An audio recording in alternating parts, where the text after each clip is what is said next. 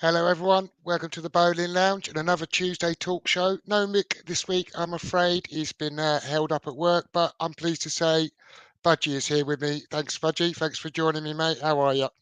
No problem. I'm very well, thanks, mate. How are you? Yeah, good, thanks. And thanks to everyone in the chat joining us live, and anyone who decides to watch this afterwards. Please let us know what you think of the show.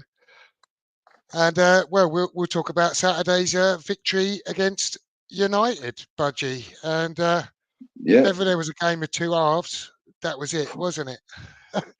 And then some. And then some. Oh, started off. I mean, Ganacho probably should have scored inside the first 5 minutes there. He had a really good chance. Bit unlucky to hit the post, I thought. Yeah. And from then on, they just seemed to have chance after chance. And some better than others, but so easily. It was crazy, wasn't it? And we were quite fortunate when Alvarez hit the post from the corner. Dalot's miss was absolutely incredible, wasn't it? Oh, it was atrocious, wasn't it? Oh, like you say, we were getting opened up, and it was pretty scary. And we often say, we could have lost that 4 or 5-0, or we could have been down 4-0 at half time, but we really could have been 4-0 down in that game. And I don't think we could have argued. But we get to half time 0-0. Lopetegui makes the changes. Somerville and Souček and Ings come on. And I mean, Somerville absolutely put a stake for starting and showing why he should be in the team. He's been a bright spark every time he's come on for us. And he was just superb, wasn't he? Lit the place up, gave us exactly what we needed. I mean, Soler was just anonymous in that first half, I thought. I know he's a bit out of position, but still, I think anonymous was a good word for it, though, mate.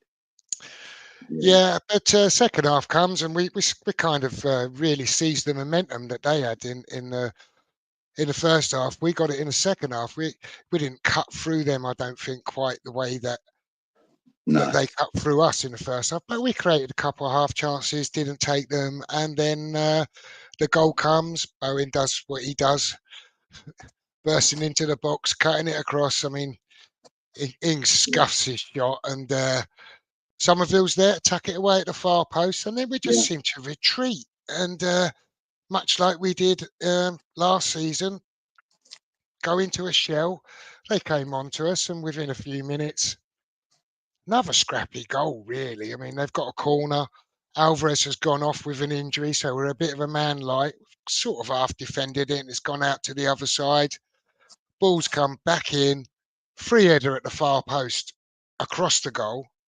To Xerxes, who kind of gets a free header in front of goal, but it's going wide.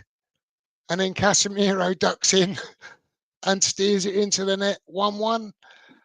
And really, on the balance of the chances overall, you couldn't really argue with that. And then we get on to the penalty incident in the end. But after we conceded the goal, we went back to how we were playing before we scored the goal, and we seized the momentum again and took the game to them.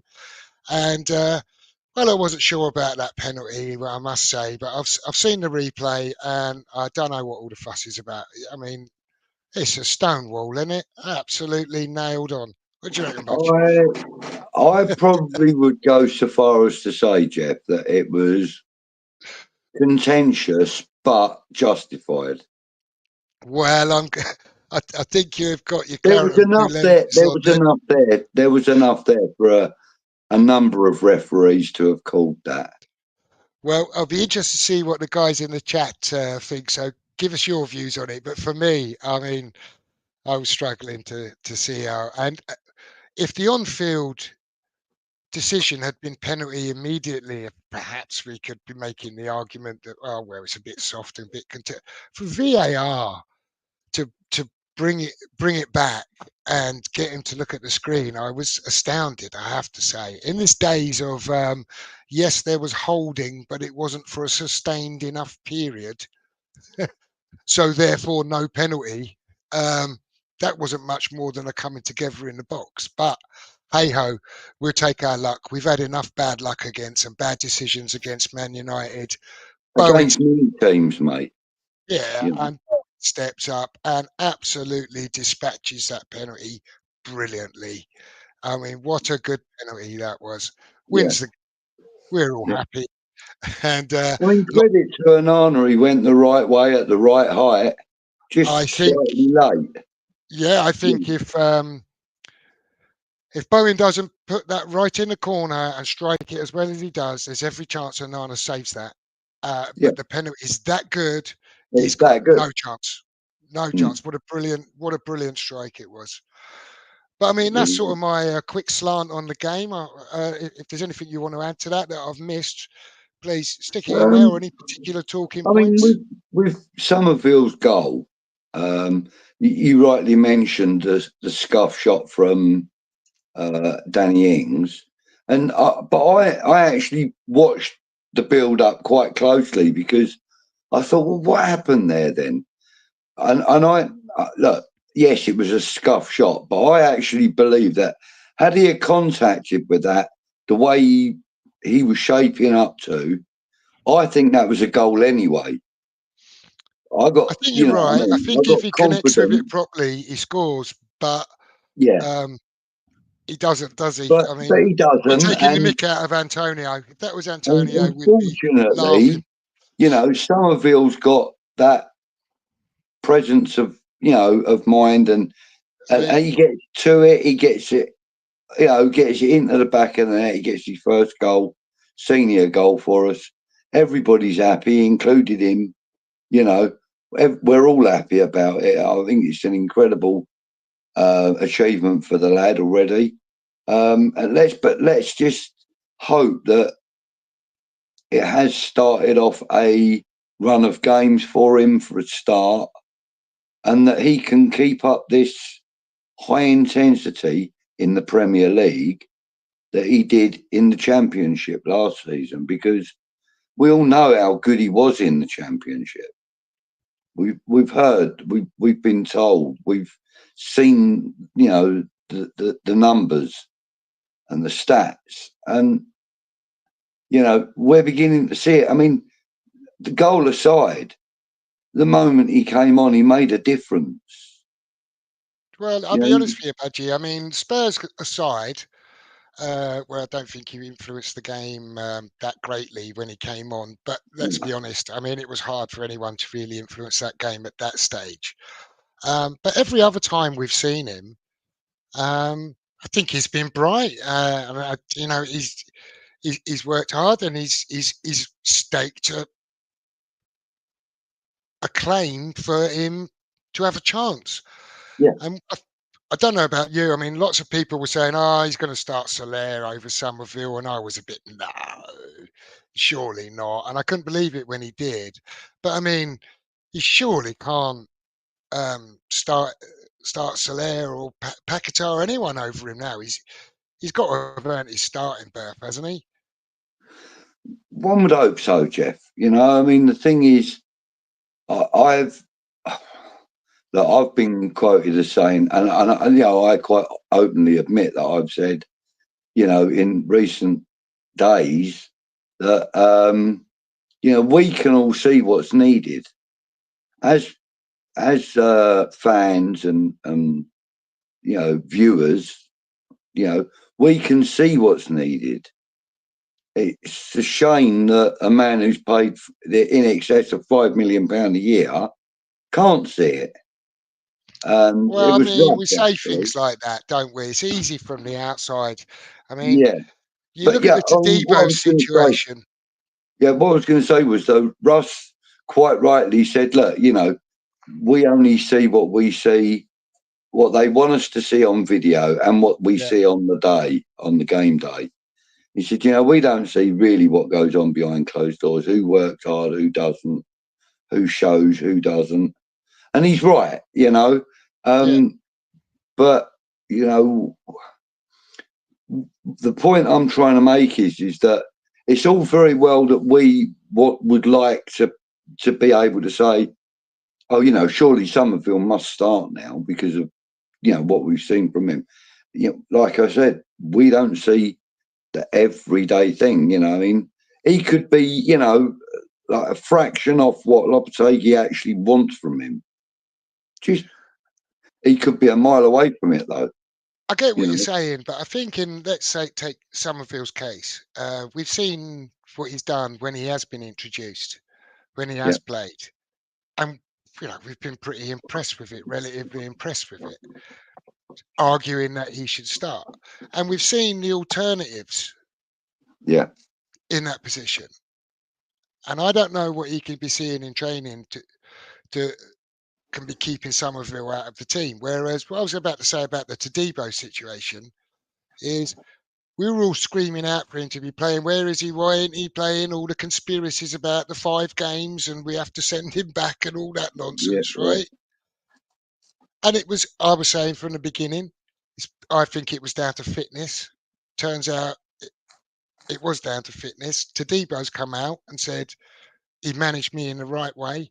He's allowed me to settle in, get the fitness, and aren't we getting the benefit of that now? Just that slow introduction, and that's actually, what there is that player needed, right? Yeah, and there is actually news on Todibo today as well, isn't there? Oh right, no, I haven't heard that. So please tell me. Okay, so I watched something on West Ham Network earlier, and apparently the only thing now that is preventing Todibo from signing a permanent contract with us is guarantee that we'll be in the Premier League next season. Okay, so that's it then, isn't it? We will be in the Premier League next season. I better So catch up with some of these comments, Budgie. As soon as we're guaranteed not to be fighting relegation, there'll be a contract drawn up for him, and he will become, according to sources, and one of those sources I think was quoted as being ex-WHU employee. So, that's a very reliable source, as we know. Yeah. So, that's good news for us, because at least now we haven't got to be worrying about will he be getting game time? Will we take up the option? The thing is, it's down to him now as to whether he chooses to come to us, providing we get Premier League status for next season. He's here, according to sources. So what do you think of Leslie's comment here, Budgie? He's saying, I'm not quite sure about that first bit. Out of option is Loppy's lineups to come to the rescue at half time. There is a media war between the 3, Tim, Sully and Loppy. Is this the way of winning that war? I don't know. I think that's a pretty risky tactic, isn't it? To say, I can do whatever I can do for 45 minutes because the next 45 minutes, whatever's happened, it's going to be all right. I think that's a huge risk. So, especially when you're up against a team like Tottenham, who just happen to go and put 5 past you. So I would happen to think that if there's, I don't think it's actually a media war. I've got to be honest. I think it's more of a. I hate using the word war in any situation, really, but if it's anything, it's a war of words, and it's a power struggle. And the thing is that Lopetegui is the head coach, so out of the 3, he automatically becomes the lowest tier on that ladder. And then Tim Steiden, and then obviously Sullivan, because Sullivan's the man with the money. It's always going to be that way, though, right? Whatever the outside structure is, that's so. Still no matter what we see on the outside, the winner is always going to be wearing a little suit. Back to the football, though. Yeah, Leslie says, worrying that one pass completely opens us up and they are through on goal. And his comments after the game suggest this was intentional. Crazy. And yeah, I mean, we sort of spoke about it in our preview. And we're a little bit worried about the likes of Evening Wazim, um, the likes of Garnacho and Rashford and Hoyland, and then push our fullbacks. I mean, they were missing in the first half, right? But yeah. I don't think you can blame them individually. That they are clearly being told to do this, but it leaves us so wide open, so vulnerable. It It's does. scary. And the thing is, like we already alluded to, you're not ever again. 100% of the time, you're ever going to be able to win that battle. You know, there's going to be times when you're royally embarrassed by it.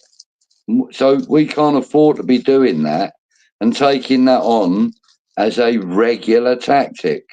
Because as we found out with David Moyes ball, as we called it, we were found out very quickly. Well, this It week, took I mean, less than a season, eh? this week we're going to be up against the likes of Ilanga and Hudson Odoi, and if we leave ourselves wide open like that again, that's they're going to They're going to take punish us advantage, aren't they? really badly, yeah.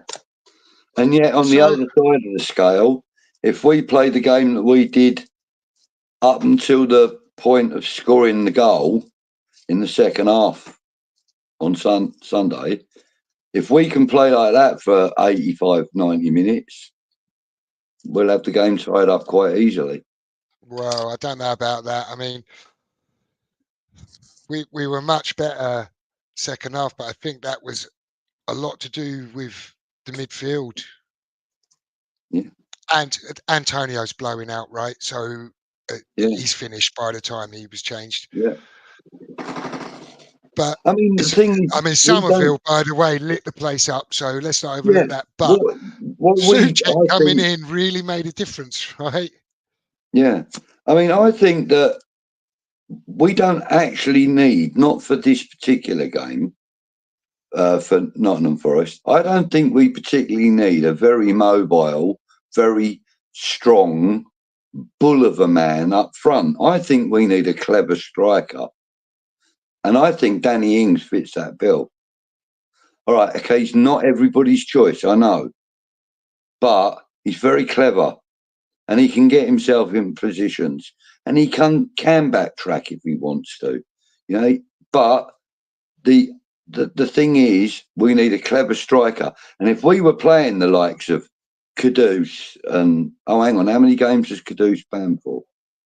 Well, we don't know yet, do we? I mean, he's got Hmm. a 3-match ban, and I don't know when the We've hearing is. appealed it, have we? We've appealed it, so Hmm. yeah, I don't know. So we don't know what his evening, Well, Ian.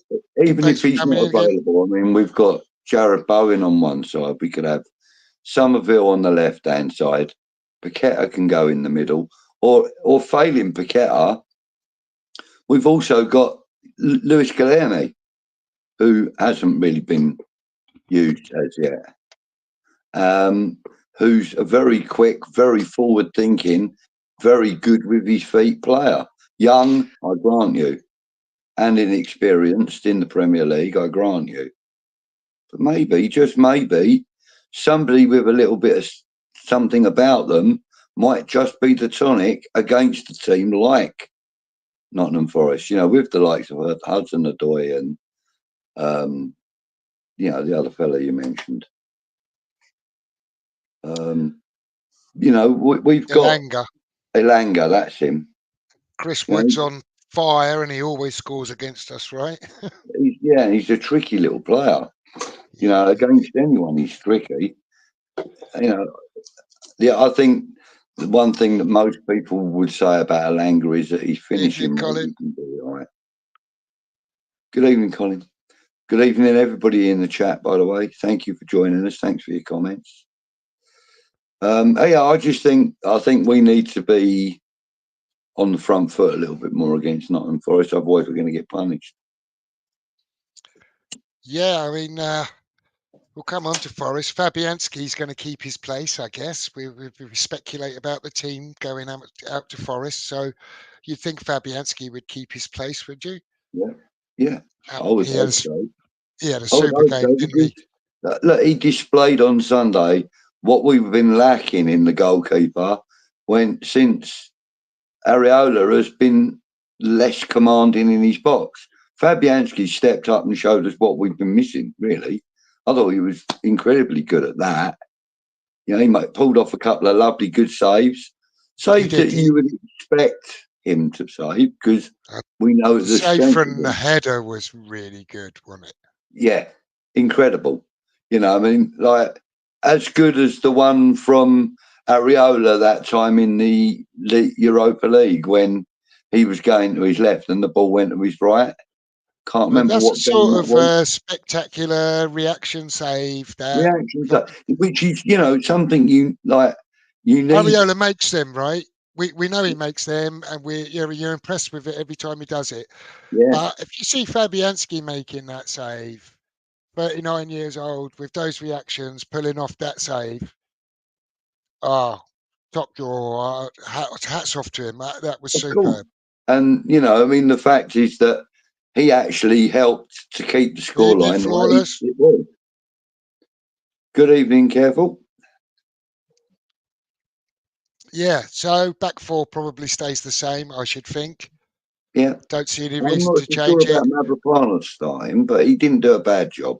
Well, when I say back four stays the same, I meant with Tadibo, how the game finished. I Ah, believe there was some question mark over a fitness thing with Tadibo, but I mean, he didn't look like he had any question marks over him, did he? I mean, no. my thoughts on Mavro in the Man United game, I don't think he did very much wrong. He did okay. But Yeah, Tadibo came on and he's just so much more assured, isn't he? He's just comfortable on the yeah. ball.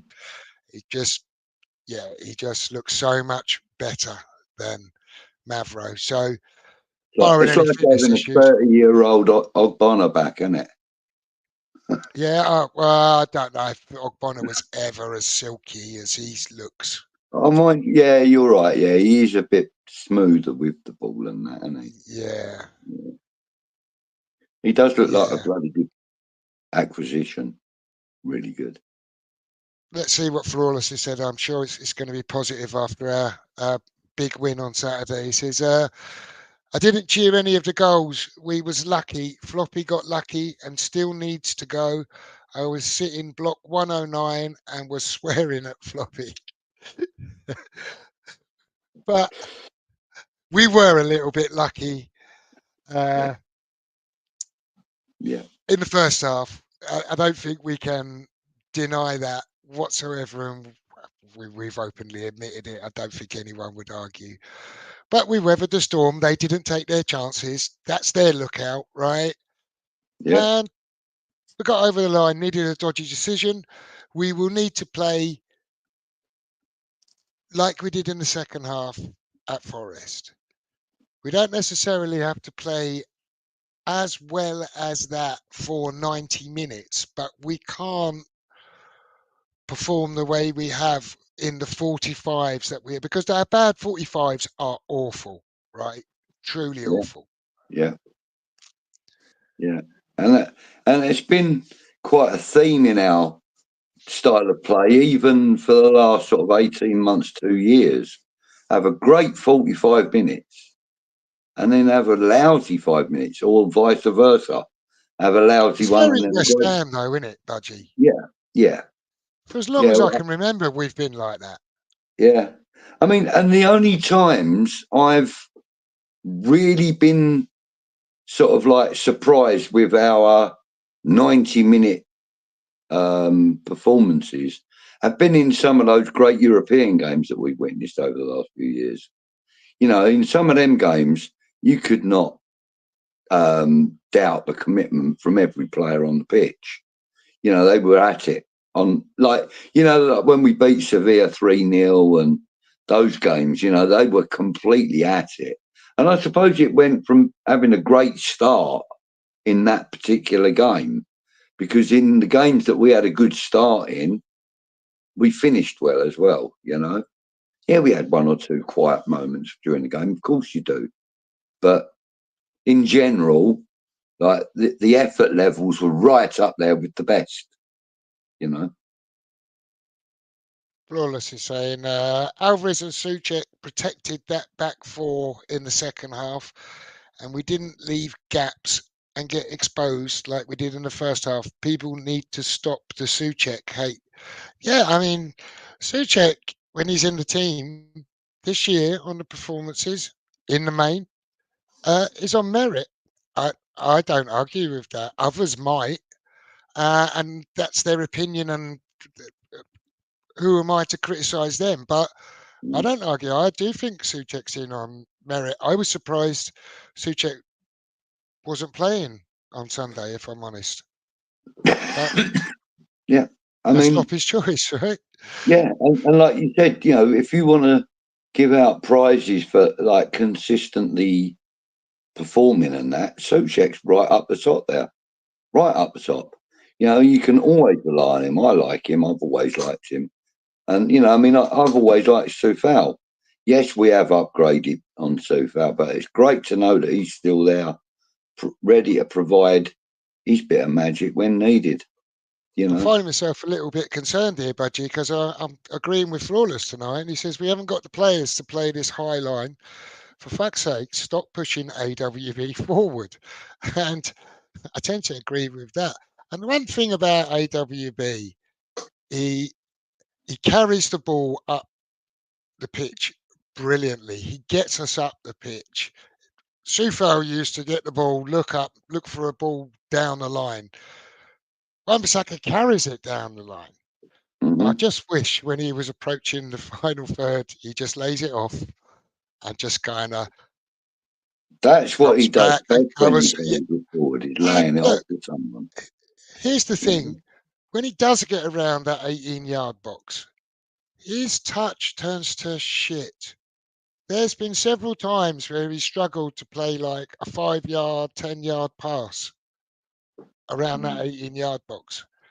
His delivery in the box isn't great. I'd rather have him covering his defensive position. Yeah. I mean, but you've also got to remember, though, Jeff, that for the last 3 years, he hasn't had regular football. He's never been good at it in his career. Touch would be a little rusty. His, fitness would be a little bit down. His mentality will need a bit of a boost. But look, I'm not saying Aaron Wan-Bissaka's a forward-thinking player, because he's not. He's a great defender, probably the best the defensive right back we've had in quite some time. He's very good in the defensive role. Jimmy Breaker, going maybe. Forward, as you said, he carries the ball brilliantly. And when he does lay it off, he lays it off, and his job's done. And he does. He'll hover about up there. It's a bit frustrating. He should come back a bit more, because I think he wants to be a part of that attacking formation as well as part of the defensive formation. He was wandering all over the pitch, Budge, wasn't he? I mean, he popped up over in Emerson's position. He carried it, went all the way. But once he got there, he didn't go, okay, now I need to get back in. He just kind of wandered about. I was baffled by that. But he got away with it. Yeah, I mean, the thing is, he didn't actually give anything away either, did he? Not really. So, I can disagree here now. He says Forest will beat us. I think we're going to get a draw, Flawless. So 1-1. That's what I think. Colin says, evening, Colin. Thanks for joining us. Jeff and Budgie, I'm very angry to hear Sullivan pulled the plug on Amorim. If that's the case, it just shows that I have always thought that Sullivan lacks ambition. He has to go. Well, do you want to tackle that first, Budgie? Yeah, why not?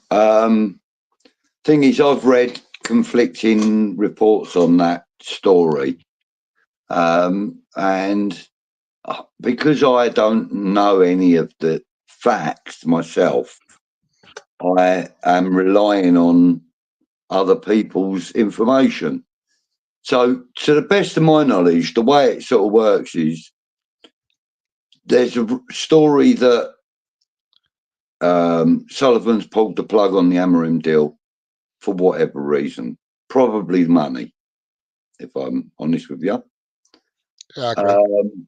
And then there's also another story that states that that story has been released to discredit David Sullivan. Amorim was never going to come to West Ham. So I don't know what the truth is, but my opinion on that would probably lean more towards the second part of that, that it's been said to discredit West Ham and David Sullivan, because Amorim never wanted to come to West Ham. Yeah, I'm not sure if he would have ever come.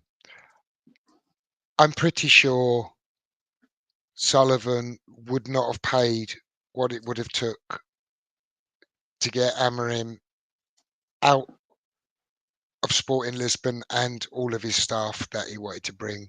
So on that basis, if nothing else, I would say he was never coming.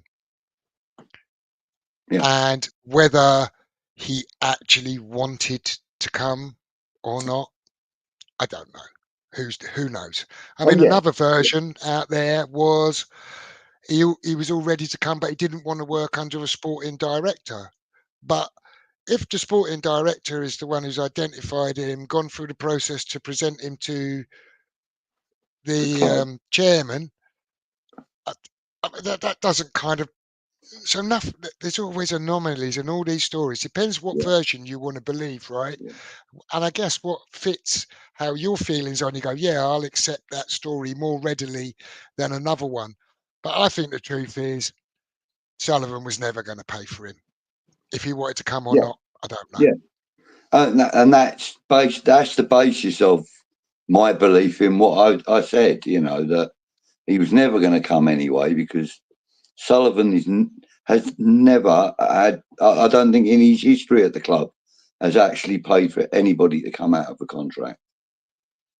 One thing's for sure, just talking about Amorim, he's got a job on his hand at Manchester United. I mean, yeah, the place is. He is a man that will be able to cope with that kind of work. Well, we're going to find out now, aren't we? Yeah, we are. Yeah. Because everyone says it with such confidence. This is the guy, he would have transformed our football club. This is what he would have achieved. Now he's going to Manchester United. That's a big job. That's fraught with problems at the moment. Massive expectation.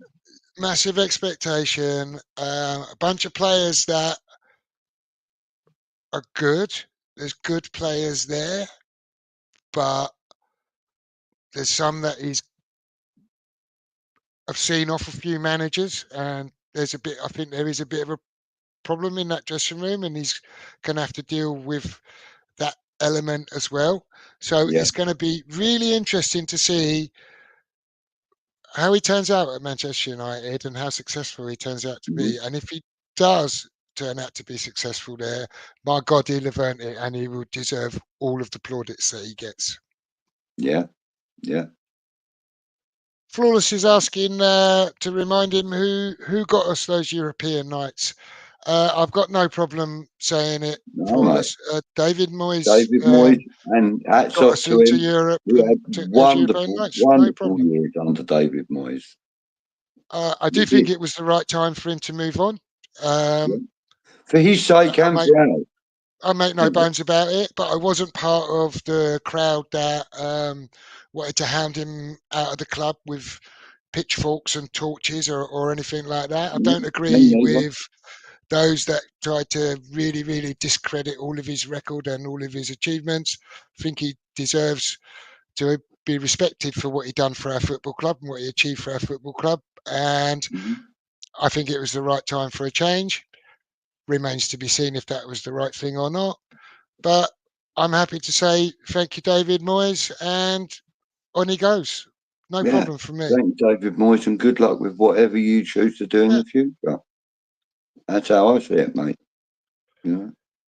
Ian says, spot on, Colin. That was the news. I think we all kind of knew. Infuriating. Watch United progress now.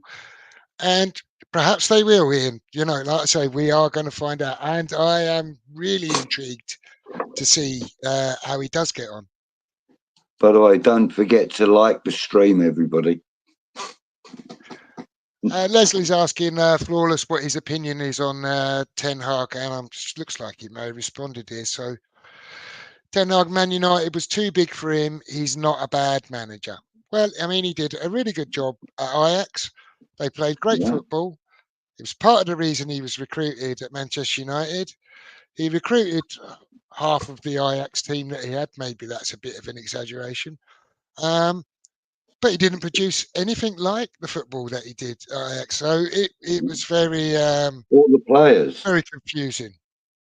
All the players. I mean, you look at some of the players that have, like, for example, Alvarez and Kudus.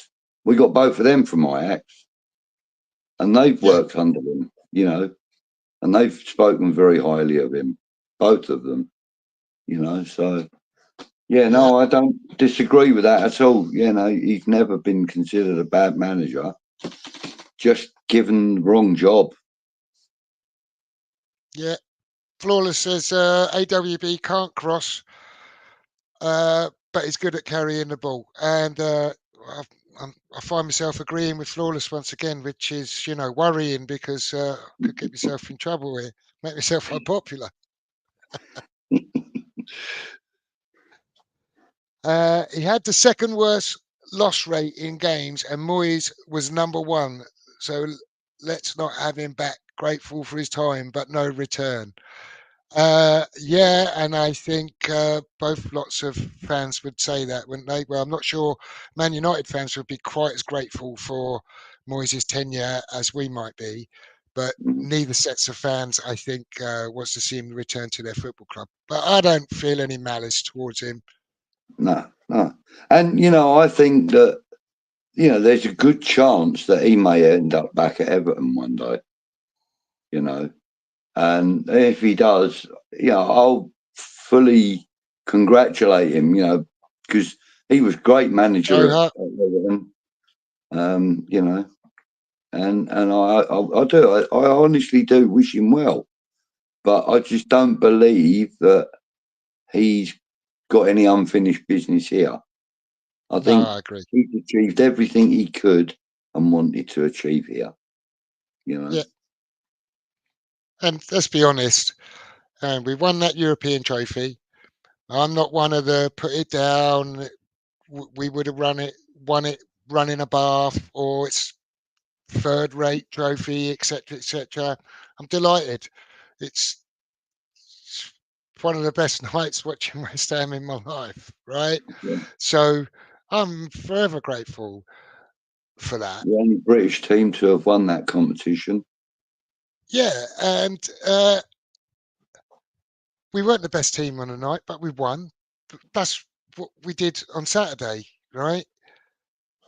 And in the history books, it will say we won. Behind there is a little metal plaque that's a memorial to that winning goal, right? That's proudly on my wall. Yeah. And you can't diminish that. Yeah. No, you can't. And, you know, I think that as much as I would say a large percentage of West Ham fans hated the white kit with the orange shorts and the flames, Oh God, yeah. it has become an iconic kit now Yeah, I because of still what we wouldn't wear it. achieved in that kit. You know. Toa says, thanks for joining us as well, by the way, Toa. And he says, I would find it strange to believe the choice was between Amarin and Loppy. Seems like a spot of mischief. But then, if you believe things, the choice of strikers was Duran or Fulkrug. So Who knows with our football club? Yeah, I think Fulkrug was actually the fullback option. Ian says, I don't believe Sully has the vision, ambition, or imagination to appoint an Amarin, let alone be willing to pay the money. But I do think the manager was gettable if we wanted him at the time. And I think Ian makes a pretty good point there. I don't think he was willing to pay the money for him. But on the imagination and ambition point, I think that's because Sully's got his kind of rules, hasn't he? You know, Premier League experience. He doesn't want to dip his toe out of the little pool that he's comfortable with. And that's where that imagination and ambition point really holds water for me. I don't know what you think about that, Budgie. Yeah, I mean, look, there's loads of ways of looking at the way Sullivan's run this club from the moment he and Gold and Karen Brady stepped into it. But I don't think particularly there's a lack of ambition. I just think there's a lack of what's the word I'm looking for? I think there's a lack of investment, not in financial terms. I think there's a lack of investment from the board to actually achieve the ambitions they have. If you know what I All mean. right, but if we take, I don't know, I might be reading Ian's point slightly differently to what you are, but if we take our last few manager appointments, what would you say the level of ambition was there? So if we say Lopetegui, when Lopetegui was appointed, did you think that was, oh, that's a really forward thinking, ambitious appointment? Or did you think it was, that's a pretty safe, Sully type appointment? I had kind of a mixture of both of those because I liked the fact that Lopetegui has got this character about him where he says, look, if you don't deliver, I'm gone. I kind of like that. And I felt that our board had needed somebody with more of that character about them. And I was quite happy that they had appointed a man with, for all intents and purposes, the bollocks to you attitude. Yeah, I'll do it my way attitude, you know. And I kind of applauded the board for doing that. Having looked at it, he doesn't seem to really be that progressive in any other sense, as much as I would have hoped, anyway. And if we go So, back before that, David Moyes was appointed, and we know yeah, what his record is. We know what his achievements are, and we've taken a nod and acknowledged those here this evening. yeah. No problem with that. But He was when he was appointed to keep us appointed, out of relegation. yeah, So to me, he was like he's like the sub that you bring on to stop any goals from leaking. right. Do you know And what I mean? before that was Pellegrini, who Well, that was ambitious. at the time we might have thought was ambitious and Yeah, but didn't work out that way, right? but a huge mistake. And prior to that was Moyes, who left because Again, we needed the ambitious appointment of Pellegrini, right? yeah, he was the And plug to then stop the water from draining out the bath. Yeah, and before that was Pillage. who to me really, I thought out of those four names, I thought Bilic was mainly the one that was the one I was least expect to have been appointed.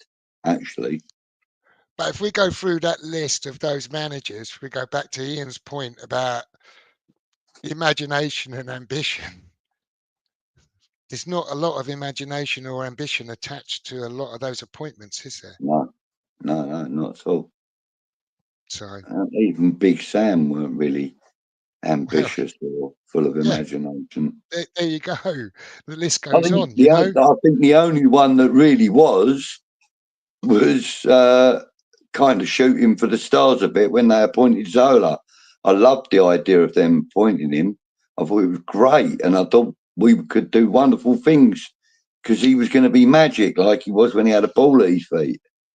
Well, I You think they know, thought they did that with Pellegrini, and I think they thought they were shooting for the stars with Pellegrini and, won the Premier League and all of that. But it didn't turn out that way. And I think they feel like they've had their fingers burned and Sully's back into his, oh, you know, safe bet option.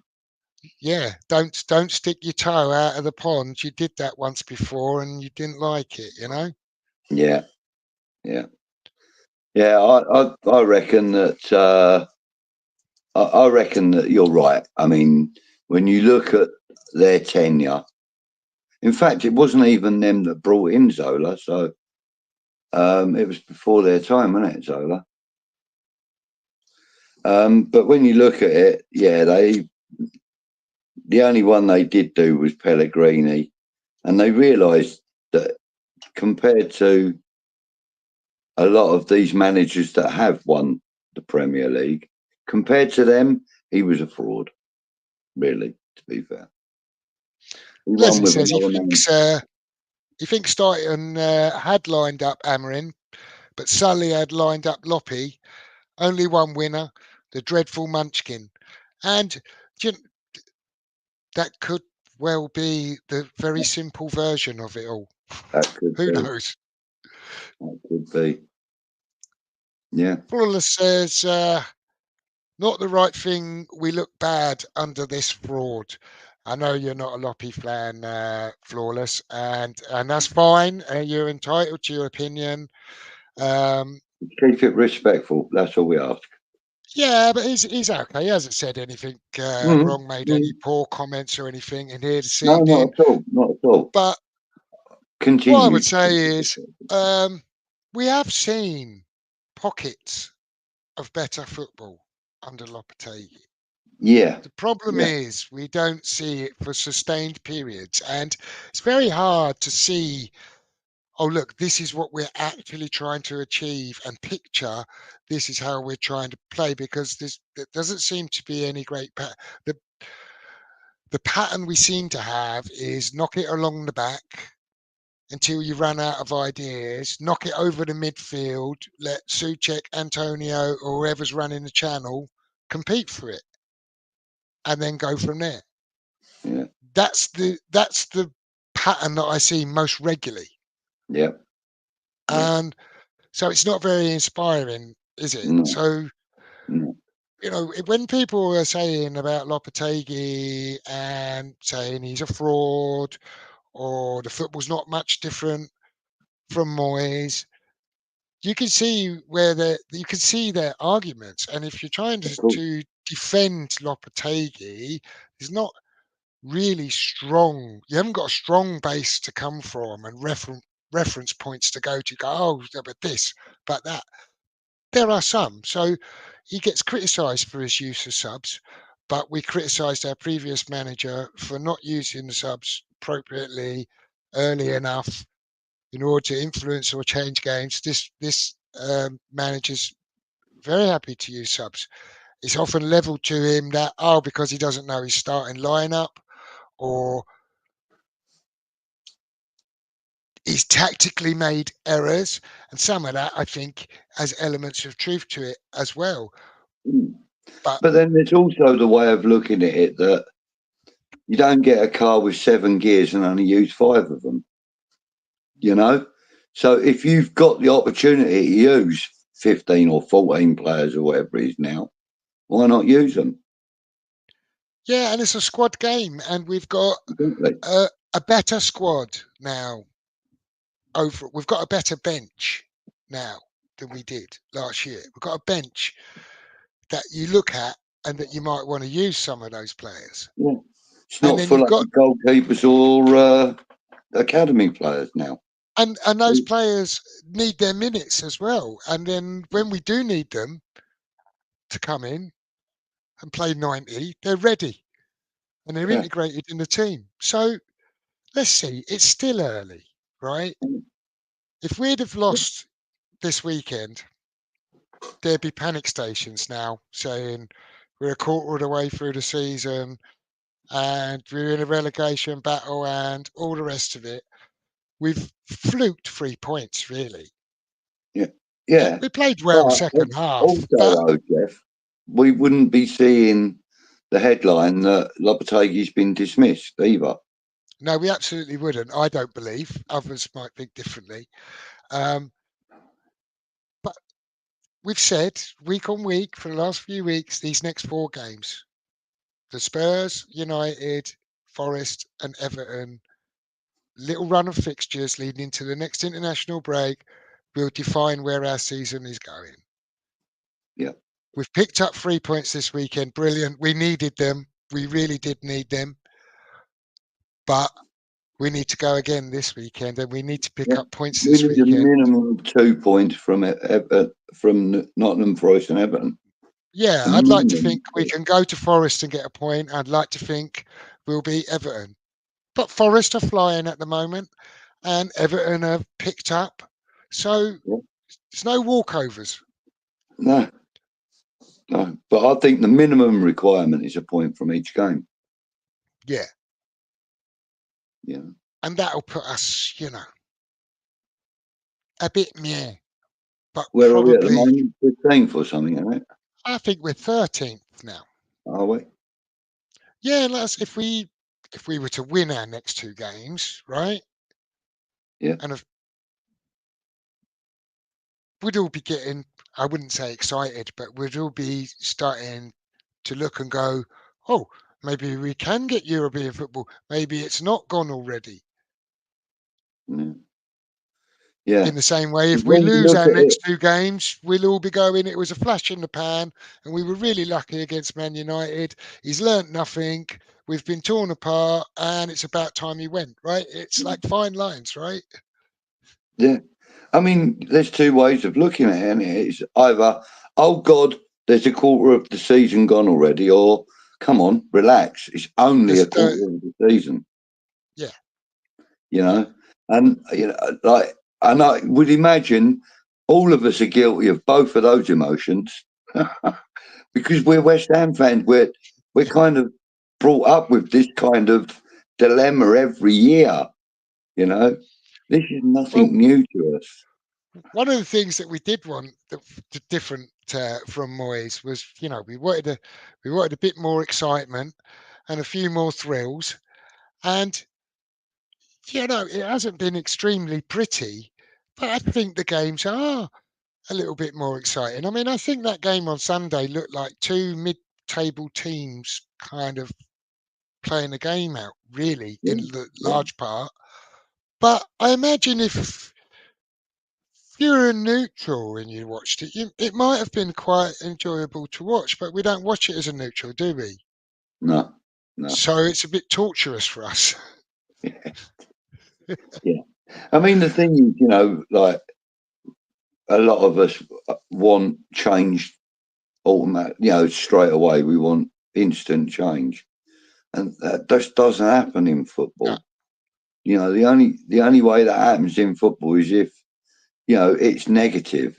Instant change is always on the negative side of things. Like, your best player might get injured, or your best player might be arrested for something, or whatever the case may be. And we want You know? instant change on quite a lot of upheaval and quite a lot. So it's Yeah. not just the manager that's changed. So, Well, we've yeah, I changed know, a lot of but personnel half the and we're squad. trying to change a system. So, Yeah. What is it? 10 Colin, players in total, isn't it? 10 in, yeah. And Colin 11 says, if you include Andy Irvine, isn't it? well, he was last year's signing, wasn't he? Yeah, I know, but he weren't playing for us, was he?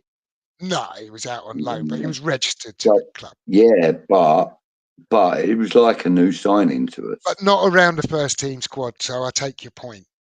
Yeah, So it is as around the first team squad, that's like another another introduction. signing. So it's Yeah. half of our squad, Yeah. really, effectively.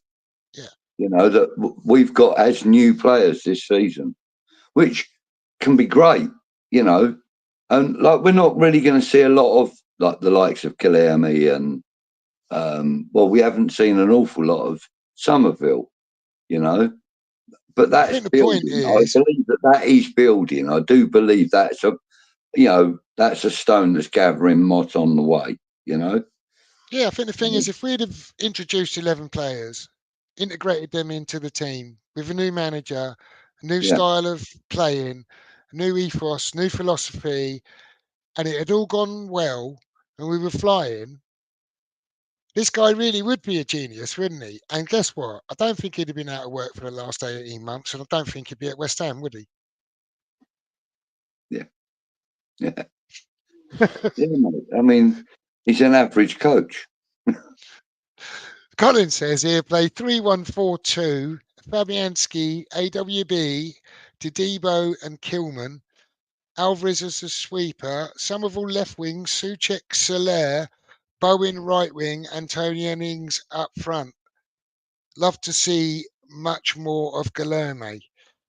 Yeah, I don't know what Soler's done to try and earn his place in the side, really, but we'll see. Yeah, It's he has actually underwhelmed me because I had a lot of high expectation for him yeah, because of all the reports I've read about him, all the footage I've seen of him, and everything else. I had a really high expectation, so he's kind of underwhelmed me. Socek, on the other hand, yes, definitely, I would definitely have him in there. But I think that Rodriguez has actually impressed me a bit. I wasn't yeah, I've expecting been as much. impressed with Rodriguez as well. I What we'd wasn't say about expecting as Soler much is from perhaps him. we should take the attitude that we were just talking about and say it's still early days. Yeah. And the nice thing is that we can do this. We can talk about, oh, I would like to have this person there or that person there, or what about trying this person? It's nice to be able to have all those options. You know, we should And be after happy we've about juggled that. around our team and all that, we're not the ones getting sacked on Monday, are we? So Yeah, mate, we can all do well on Football Manager, but hey, actually doing it for real is a different story. DeCanio, thanks for coming in again. Good to see you. And he says, Good I evening. think Amarin went to West Ham was a charade. Why were the reporters waiting for him? I think it was a publicity stunt for both West Ham and Amarin. And that was another spin that was put on at the time. And Yeah, you have to say, if you look at Manchester United, they haven't flown him in under great fanfare. Apparently, they spoke to him last week or over the last couple of weeks. mm-hmm. They've sacked Ten Hag. Yeah, the speculation was out there, and the negotiations about compensation went on between the clubs, but they got it done, and he's there, right? Yeah, And we flew him in under great fanfare with a media reception, whisked off to Sully's mansion. Whatever happened there, sure we'll never really know the truth. Whether Amarim said no, thank you, or Sully said I'm not prepared to do this, that, or the other. And was Amarim flashing his knickers for the Liverpool job because he was waiting for an opportunity to come to a big club in the Premier League? Liverpool didn't buy it. Ten Hag's gone. Here's his opportunity. Who knows? But there could be something in that. We're never going to know. and the thing is, even if all parties concerned were to tell their stories, none of Oh, it'd them be would. an interesting tale. Yeah, none of them would coincide with each other. I bet No, you. I'm sure not. There'll be different versions of the truth. But Torres is just asking Flawless. He says, who would be your go-to manager, excluding Moyes, for the next choice? And Flawless says he'll have Terzic or Potter, which I've just scrolled past his comment there, or Potter. So, to be fair, I think from my money, that tells me the style of coach and the style of football that Flawless appreciates. And Terzic left Dortmund. Apparently, the players were not particularly happy, and the fans not particularly happy about style of football. Thought they were far too defensive for stature of the football club and ability of the players. Mm-hmm. And very, very similar in the way he sets up Moyes. And Potter, for me, Potter doesn't excite me. Think he's a decent coach, gets defences organised, struggles to score goals. That's his problem as a coach. His teams struggle to score goals. So, See, yeah. for me, I don't know a lot about Terzic, but Potter is definitely in that category of managers for me that I don't want anywhere near this club. You know, there's only a small number of managers in that selection, you know, and Mourinho's another one. I wouldn't want him anywhere near this club. Di Canio, I'm sure, must have his tongue firmly in his cheek, as he says, Steve Bruce. So doesn't disagree with Flawless by that comment. He says it's a fair choice. And Leslie says Steve Bruce would be painful. Yeah. Yeah. And Di Canio says, what's amusing that Sully has him on speed dial. I think that's referring to Steve Bruce. Please don't. That would be torment. So Flawless says Terzic isn't pragmatic, just played counter-attacking football against big sides and it worked. Dortmund were the better side in the final till Real Madrid scored. It's not like he puts 10 men, I guess that goes on to say, behind the ball. Okay, finals are one-off games anyway, aren't they? Any team could look at us in a one-off game. Fiorentina on the night, yeah, probably the better side, yeah. The winners of the trophy were us. Yeah. Manchester United turned up last year in a one-off game, won the FA Cup. They are, prior to that game, had been pretty turgid. Since that game have been pretty turgid, right? But in that one game, they turned up for 90 minutes, won themselves a trophy. So there's lots of glory and that attached to it, but it's not necessarily a fair judge of how teams play week in, week out. But in fairness, for them to win that trophy, they had to go through a process of a number of games, which they must have won. So, you know, like, in they fairness, must have won some you of have them. to credit them with that competition, not just the trophy. You know, I don't know what the football was like, but they won it. You know, like we did with the Conference League. Some of the football was completely lifeless, but we still won the games. You know, so. But then there were other times, like I said, the Seville game, when it was completely electric and everybody was on it. You know. And Ian's just touching on something here that you're very proud of. I know you like to make a point about this often. He says, fair play to Moyes for the Euro win, unbeaten too. If it was easy to win, both Spurs and Villa would have won it. They didn't. And it's absolutely fair point. Yeah. And this third-rate trophy that Villa, outstanding side, that fighting in the Champions League this year, but they failed to win that trophy. Yeah. Chelsea are in it this year, aren't they? Yeah. We'll see. We'll see if they can do it. No reason why they shouldn't. Toya says, as an aside, I am reading the current Reacher book, and Daniel Ings makes an appearance as a name on a false passport. And it is a nod to Granny, as Lee Child is a Villa supporter. Well, what an interesting little trivia fact that is. Great stuff. Brendan, well done, mate. We went from oldest manager to second oldest, not enamoured by the choice.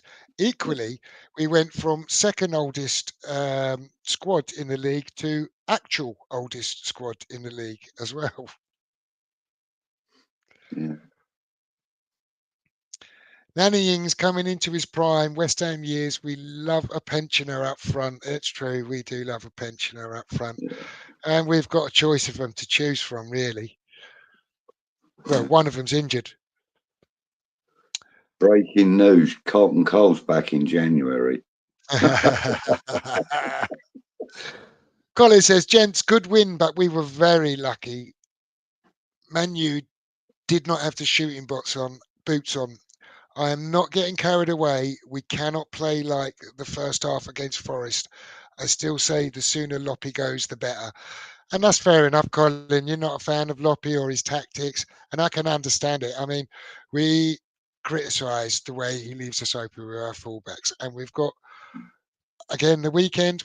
We're going to have Hudson-Odoi and Ilanga, and if he pushes them up, he's just going to leave us open to that ball once again. Gibbs White might be back as well. That's a worry. Yeah, yeah, yeah. Because Gibbs White, a lot of stuff goes through him, doesn't it?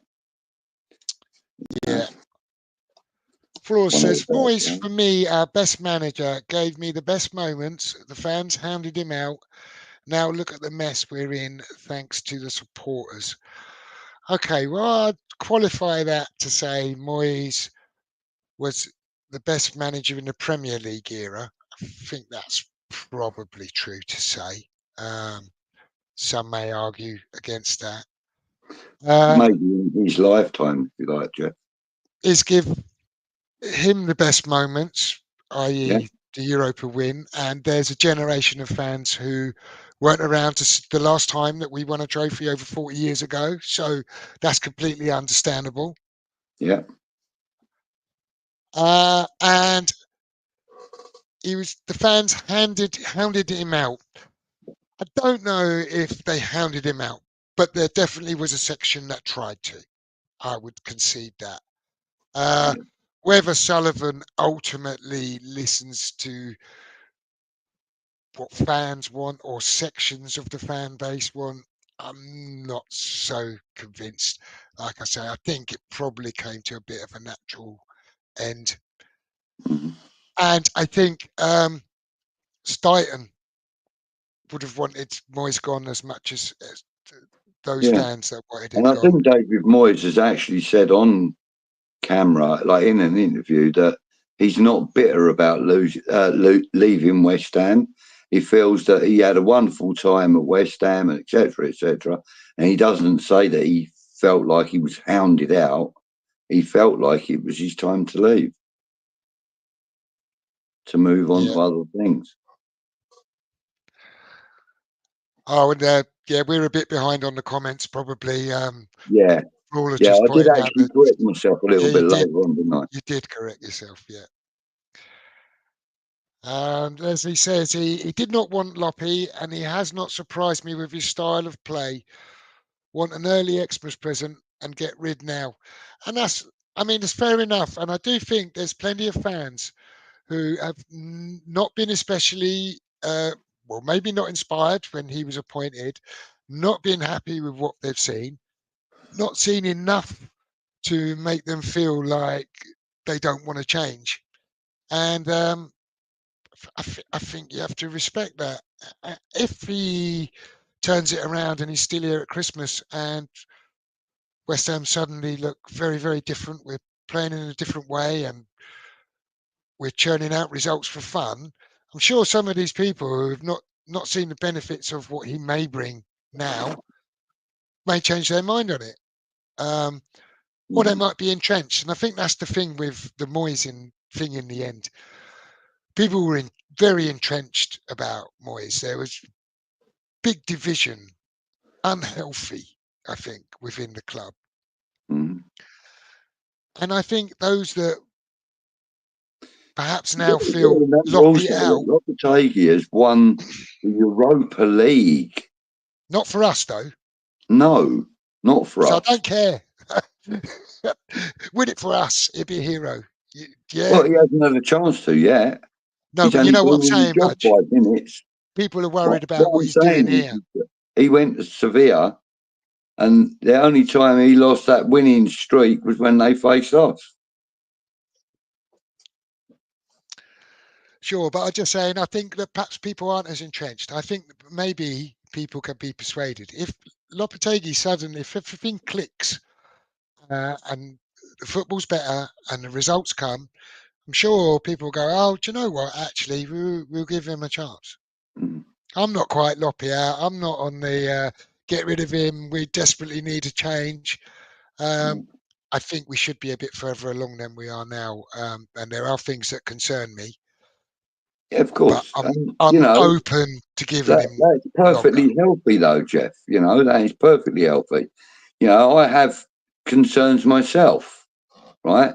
I have concerns that sometimes he's not using the right players in the right positions, etc., etc. And that does concern me. Of course it does.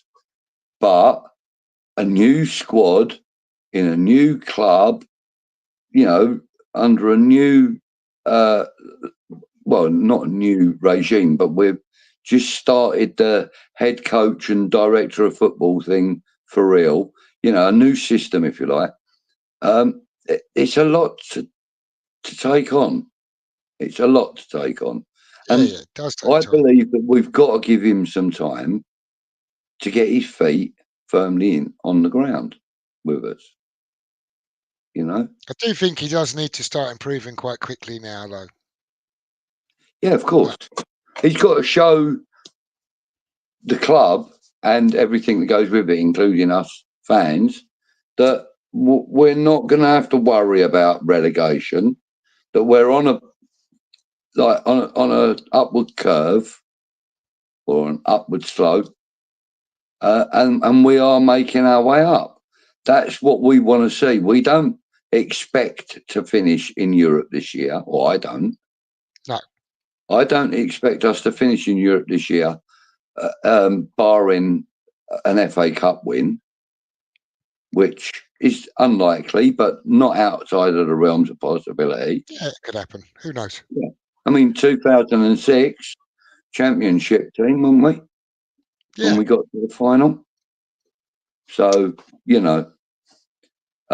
anything's possible, but I'm not expecting to be in Europe next season. I'm expecting to be firmly in the top half of the Premier League by the end of this season.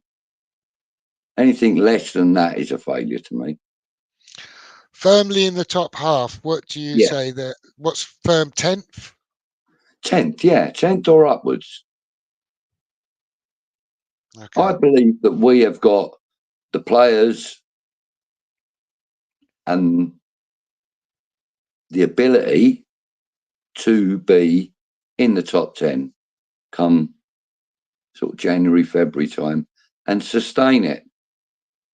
Or to be in the top 10, either over or after Christmas and sustain it to the end of the season. I think we've got the Ian balls says, to do it. You know what I mean? Ian says, flawless, just playing devil's advocate here. Are we worse off now than last season? I thought we were dreadful at times under Moyes, a very poor season. I don't know if Flawless has answered that question or not. Um, By this point in the season, last season, we'd already had a 3-1 win against Chelsea and a 3-1 win against Brighton by this point. yeah. If we take the corresponding fixtures that we played last season to this season, I think Lopetegui is 2 points behind Moyes. Yeah. Yeah. It's not a massive difference, but this early in the season, that's a lot of places because there What I aren't did, that many points having been. in fact, well, I've got a slide here that I put together. I might as well put it. I don't know if everyone's got small screens, they might not see I've it, got my but big screen on up there. the manager head to head reads like this. I'll have to just hide that comment a minute.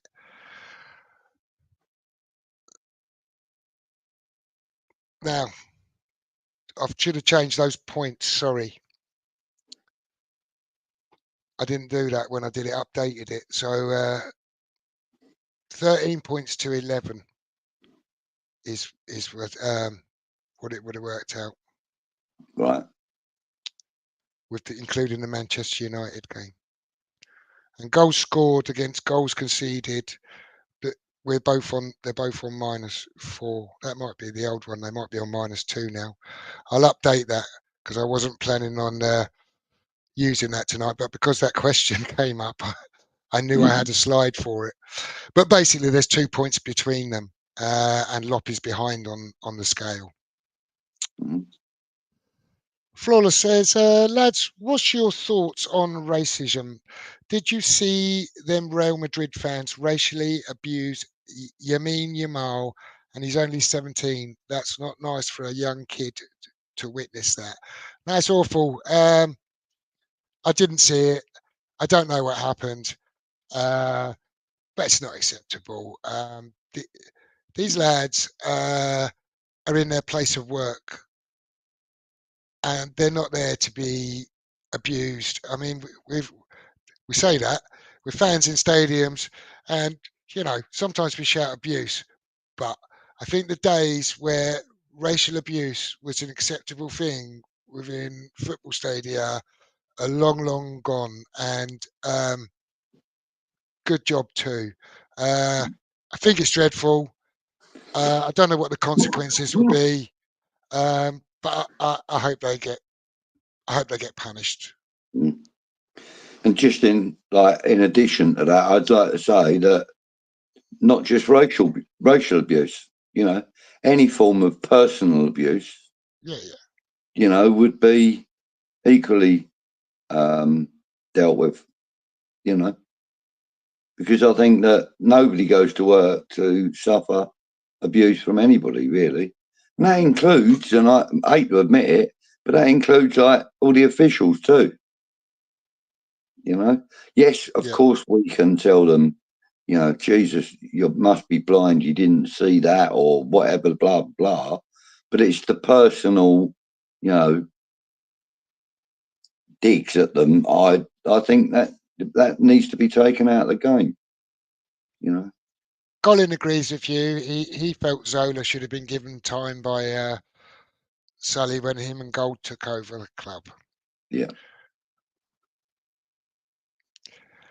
Leslie says Iriala is out of contract in June. He would be my choice. I didn't know Iriala was out of contract in June. He is a good manager. And he's another one who went to Bournemouth and had a really, really slow start. And his first 8 games, I think he had 6 points or something stupid like that. But he's instilled his philosophy. He's got Bournemouth playing, and he's turned him into a good team. And he's a good coach. And yeah, I'd like to see someone like that in our dugout. No problem at all. I've got a name I'd put forward as well. Go on then, throw it out there, Budge. Italiano. Say that again, Budgie. Italiano. I don't know who that is, Budgie. Italiano. It's he was the Fiorentina coach when we played them. Okay. Very good coach. Very good coach. And like you said, they were the better team on the night. They were playing good football.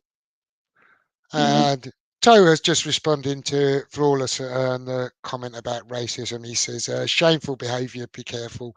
No matter the age of the player, how the world has not moved past such hatred is beyond me. And I can only echo that. And obviously Flawless is in agreement, and you wouldn't expect otherwise.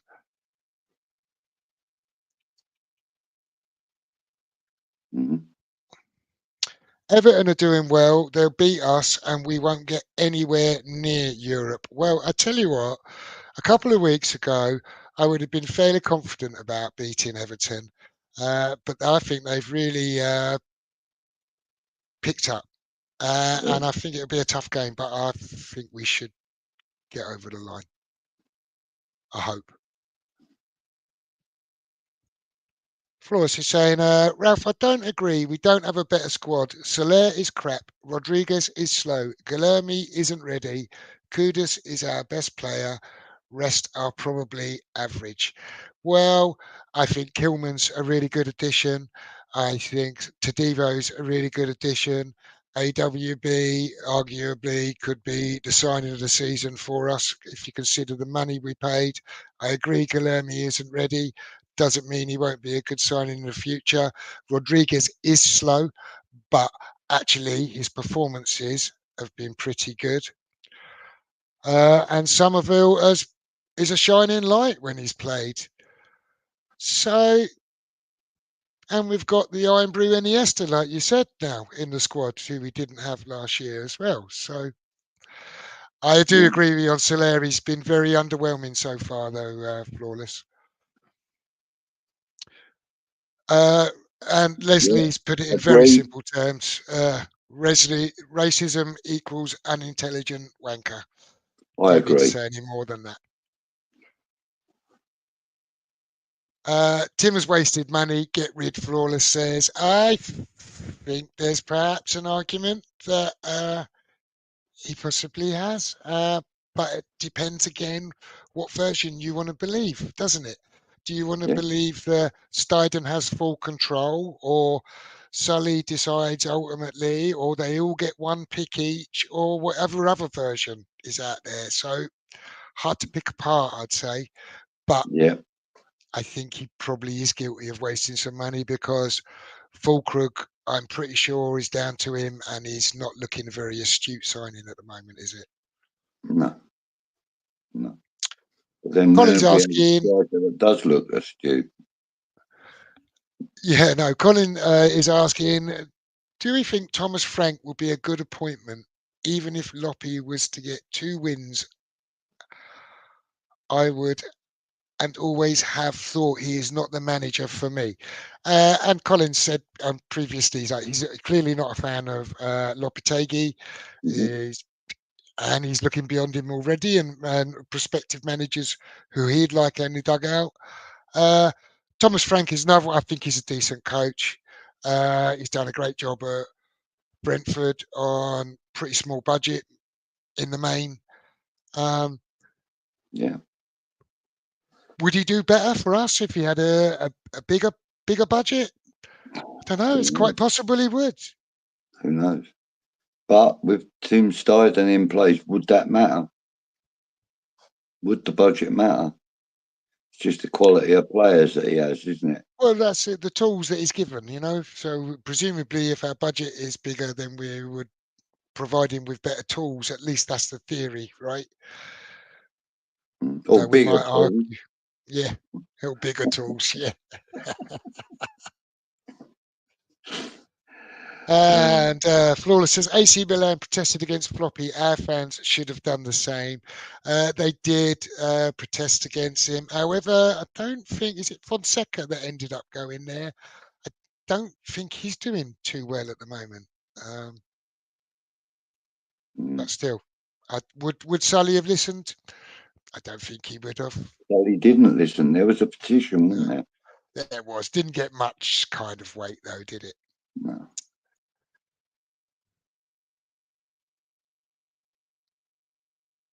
All right, Flawless says he got sacked at the age of 18 working in a bakery because he ate a donut on shift. Pretty harsh employer, that is, isn't it? Yeah, it's probably bloody Dunkin' Donuts or something. Though. They're about £3 a pop, aren't they?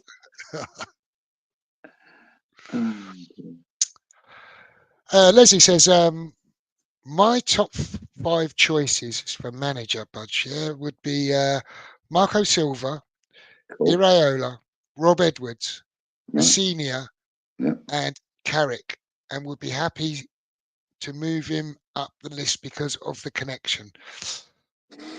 Don't know much about what young Rossini is doing as a manager, I have to say. Marco Silva's a good manager at Fulham, done a good job. I'm sure he would do a good job if he was given opportunity at West Ham. Iraola, I'm sure the same. We touched on him earlier. Rob Edwards, interesting choice. Did a really good job at Luton last year, I thought, with pretty small resources. Gave them a really good shot at trying to stay in the league. Didn't quite get there, fell short. They've lost a few players, and they're having a bit of a rough season now. But happy would be happy anyway, for sure. So it should be a thumbs up for Rob Edwards and Carrick. Don't know, done a good job as interim for Man United, doesn't he? Gone off to Middlesbrough. He's doing a good job at Middlesbrough, I think, in the main, without setting the world on fire in the Championship. Yeah, I think he's kind of at his level at this moment in time, and I Yes, think probably. I think the job at West Ham would be far too big, far too much too soon. We need a manager or a coach that can handle the big pressures, you know. I mean, like, even though I wouldn't want him at the club, somebody that's with a CV similar to that of Jose Mourinho would be perfect for us, for me. I know Just that's not kind of, Jose. Just not Jose. yeah, just not him. Yeah. You know, if you could give another manager that CV, a genuine CV like that, then I would be all over that, because that's what I think this club needs. I think we're buying the right kind of players in small numbers, you know, but there are some of the players that we bought and that we have had in the past have been players with that kind of ambition in mind, but the manager hasn't been able to take us to those places. You know, I mean, and rightly so. Flawless says that David Moyes got us to Europe, you know, etc., etc. Rightly, you know, he did, and he's the only manager in the club's history that's ever got us there 3 years in a row. Yeah, deserves credit for that. And he does deserve credit for that. But he failed to win the Europa League twice. Got us to the final and the semi-final, I grant you. No, was it? Yeah, the final and the semi-final, wasn't it? But you know, or was it the semi-final? Semi-final. A quarter and semi, yeah. Sorry, and it was the final of the bloody Conference League. I'm thinking of. And you know, fair play. That was a brilliant achievement, but couldn't get us over that line to get us onto the next level. I mean, Conference League is our level, I believe, at this moment in time. And if we want to aim higher, we got to have a man in the dugout that's been there and done it. Maybe. And Lopetegui has done it. So is he the wrong man? For a lot of people, yes. For me, So far, I'm still unsure. But me too. he's I'm been there prepared to and give him he's a bit done more it. time. But I mean, as Colin says, he feels Loppy is a stubborn manager, wants to play his style, and that's it. And Collins, obviously, from his previous comments, he's made it clear he's not a fan. We know Flawless, he's not a fan. There's several others. There's plenty of social media, YouTube I'm not a channels big out there. fan, Jeff. That But I'm willing to give the man a go. You no, know? that's exactly where I am. Yeah. That's exactly where I am. I mean, I'm a big fan of David Moyes for the achievements that he helped us to get. I am a big fan of him. But like we've said earlier, his time at the club came to an end, and that's it. Thank you, David. Good luck in the future. We move on. We moved spoke on. about this last week, right? This is my question. If we sack Lopetegui tomorrow, right? We'll just play the game. Who is going to manage West Ham? Who gets appointed? And we discussed the rules last week, yeah? Has to be available. It's not going to be not going to go and get Amorim and prize him away from a club mid-season. He's not going to go and get anyone else. So they've got to be available. They've got to meet Sullivan's criteria.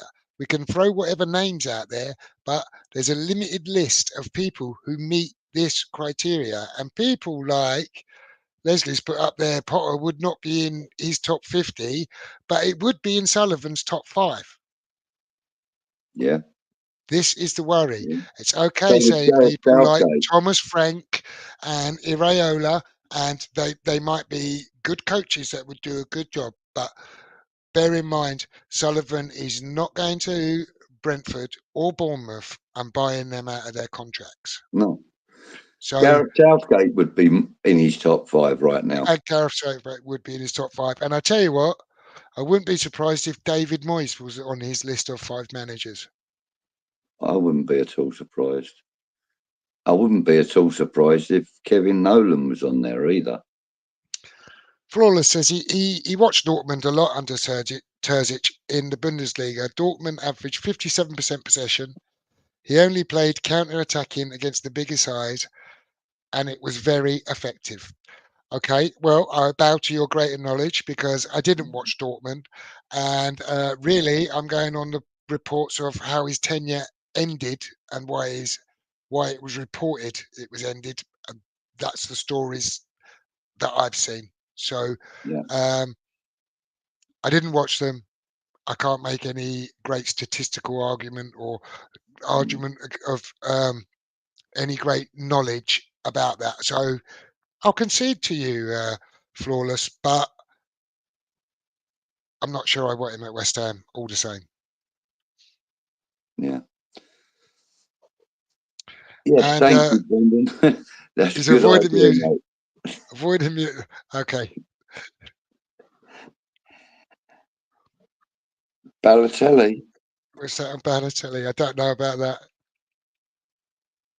Don't know anything about that. He could just be on a wind up as well, so you'll have to let us know. Yeah. Save the tune for tomorrow. Oh yeah, for the old school hammers. Yeah, I know. Yeah, they get in the studio. Well, they get in the chat before, like half an hour before I get in there, and they have conversations amongst themselves. It's quite funny. Toe says, I do like the West Ham Scar tonal checkered polo in sky blue that is on sale in the West Ham shop. I'm going to look that up. I think that sounds nice. I probably won't want to pay the price they want for it, though. No, but if you talk about it enough with your phone in the room, Google will pick it up, and then like you'll see it all over your Facebook feed, for about half the price and that.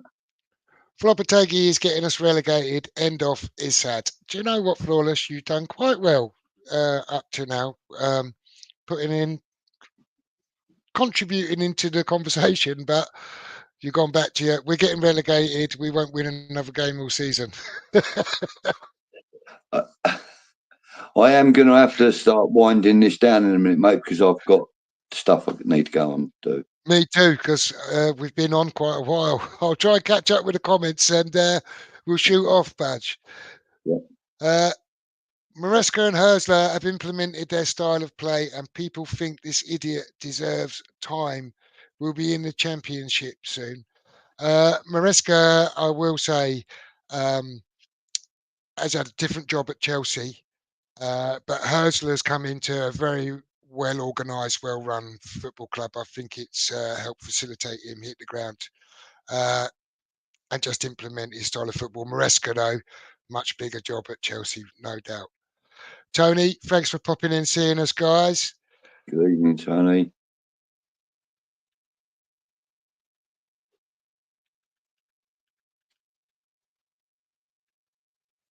And Flawless says Moyes' levels above Lopetegui. We'll see.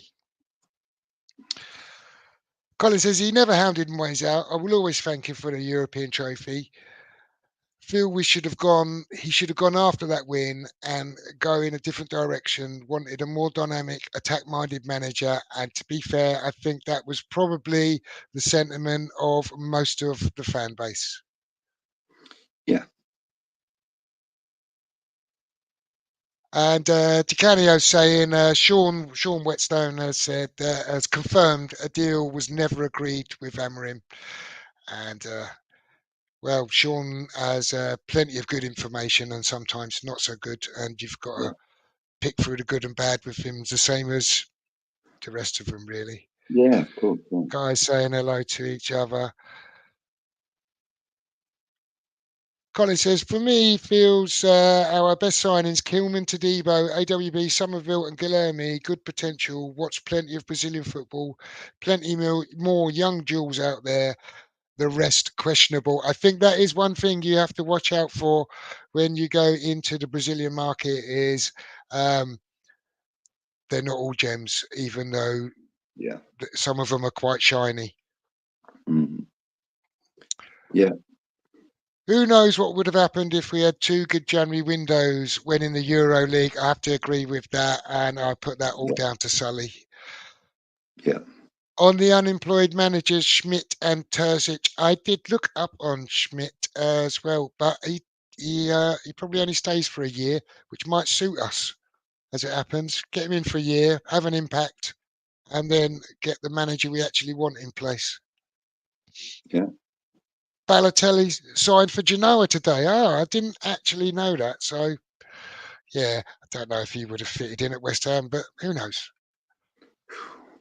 That's like pulling the pin out of an hand grenade and just throwing it over your shoulder, isn't it? And Toa, thanks for the info, Toa. That polo is £45. I'm not ordering as I'd be hammered by duty due to Brexit. Hey, I might look it up in the store. And we've just made it to the bottom of the comments, Budge. And I know you need to get off. We've been on for a while. Yeah. I'd just like to thank everyone in the chat for joining us this evening.